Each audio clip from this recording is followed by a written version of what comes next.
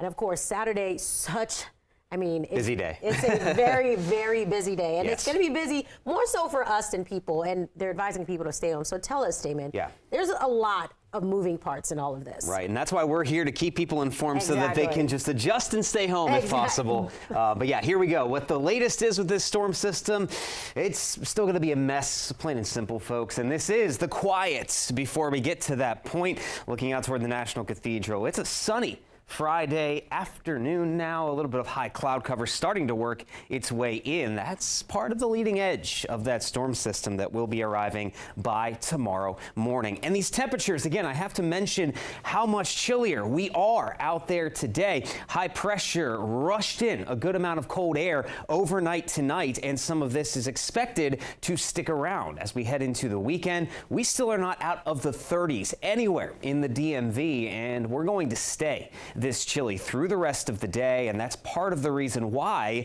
as that storm system arrives tomorrow, we start out with at least a little burst of wintry precipitation. And there's that high pressure center right overhead, and it is quickly sliding off to the east as it starts to get nudged out of here by that storm system that currently is down across the southern Gulf Coast states, and it will eventually swing its way up our direction tomorrow. Now, the timeline on this storm system, we've been talking about this for the last couple of days. There have only been some minor tweaks, one of those being the fact that we could see light precipitation beginning a little bit earlier. We're talking mid-morning, though, for the most part. 8 to 9 in the morning is when that will start for many folks out there. And again, it is going to begin as a light snowfall and possibly even some sleet and freezing rain. So this is when we have the highest chance of seeing some wintry precipitation, including in D.C. and the I-95 corridor, late morning into the early afternoon. Once we get past noon tomorrow, that is when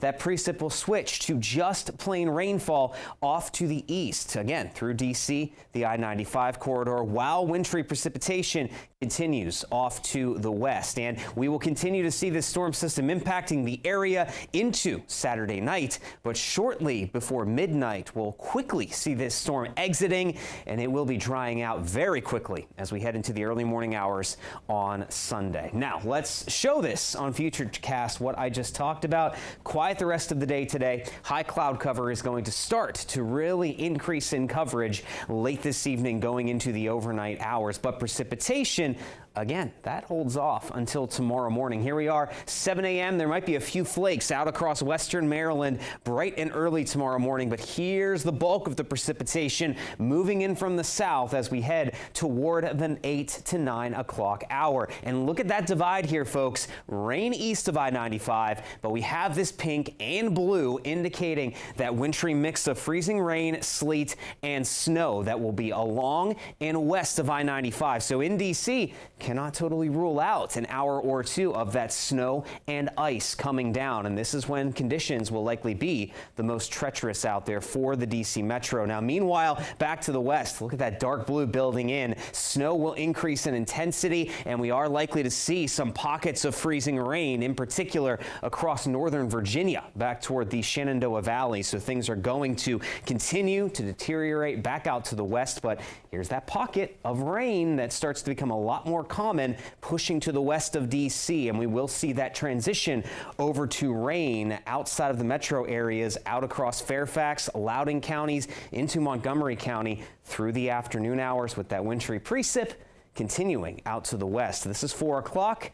And then there we go, folks. By the time we head into Saturday evening, 7, 8, 9 o'clock, the storm system is long gone, and we are looking at things staying rather clear. So storm totals here for that snowfall. Again, we could see trace amounts of snow back across DC I-95 early, and then you'll find those higher snow totals closer to 6 inches back across the I-68 corridor into the South Mountain corridor as well. This is where we're most likely to see snow and, yes, also ice accumulation. So heads up, it is definitely going to be quite nasty out there back to the west. After we get beyond Saturday, it quiets down Sunday, and then we're gearing up for next Tuesday. Could see our next storm system.